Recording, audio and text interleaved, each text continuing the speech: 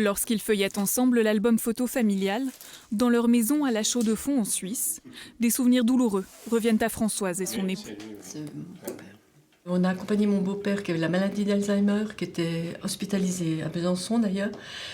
Et une fois en rentrant d'une visite chez lui, j'ai dit là, il faut que je le fasse. Françoise décide alors d'adhérer à Exit, une association qui accompagne au suicide le moment voulu. Pour moi, c'est déjà d'avoir cette solution-là. De me dire quand je ne serai plus en mesure de m'assumer, de me dire « Ah, mais j'ai la possibilité d'exit ». Ça ne veut pas dire que je vais l'utiliser, mais je sais que j'ai cette possibilité-là. À Genève, dans les locaux discrets de l'association Exit, c'est ici que sont conservés les dossiers des 32 000 membres.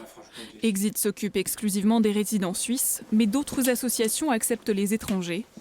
Pour bénéficier d'un suicide assisté, il faut envoyer un dossier composé d'une lettre et d'un rapport médical établissant la capacité de discernement. Une fois que ce dossier est constitué, on envoie au médecin conseil qui accepte le dossier dans les 24 heures et on contacte un accompagnateur qui va aller voir la personne.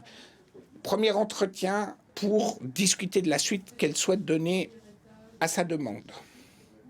Et puis ensuite, s'il y a une date qui peut être fixée, elle est fixée.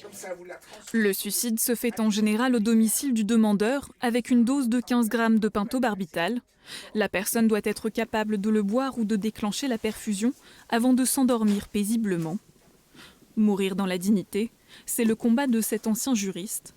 Pour lui, le suicide assisté est une ultime liberté, un acte rendu possible par l'article 115 du Code pénal, qui l'autorise si le mobile de l'assistant est altruiste.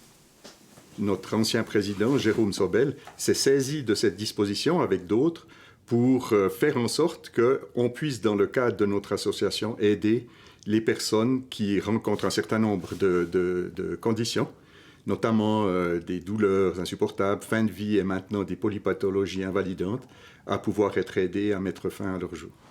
Cette loi, très courte, existe depuis 1937 et reste inchangée depuis. Pour cette bioéthicienne, plus de suivi et de formation des intervenants serait souhaitable, mais les Suisses sont plutôt satisfaits du dispositif. Il y a des divisions sur les conditions qui devraient rendre le suicide assisté légitime ou non. Mais en même temps, il y a eu plusieurs tentatives de changer notre législation. Et la conclusion de chacune de ces tentatives a été, au fond, on aime bien le statu quo. Donc je pense que oui, on peut dire qu'il n'y a pas un consensus total, bien sûr, mais un consensus large sur le fait que c'est une bonne chose d'avoir la possibilité légale du suicide assisté. Françoise est encore très active et en bonne santé, mais elle a déjà prévenu sa famille. J'ai mes petits-enfants qui m'ont dit « Mais tu vas choisir de mourir ?» J'ai dit « Non, je ne vais pas choisir de mourir, mais si... vraiment, la vie est trop pénible pour moi. Je choisirais oui, mais je vais pas mourir demain. Parce que une des plus jeunes était toute inquiète quand je lui ai dit ça. Et puis je lui ai expliqué, elle a compris, je crois. Anticiper sa propre mort avant d'être dans l'incapacité d'en décider. Une réflexion qui pourrait éviter bien des souffrances. En Suisse, on estime qu'un décès sur 50 est un suicide assisté, un chiffre qui augmente d'année en année.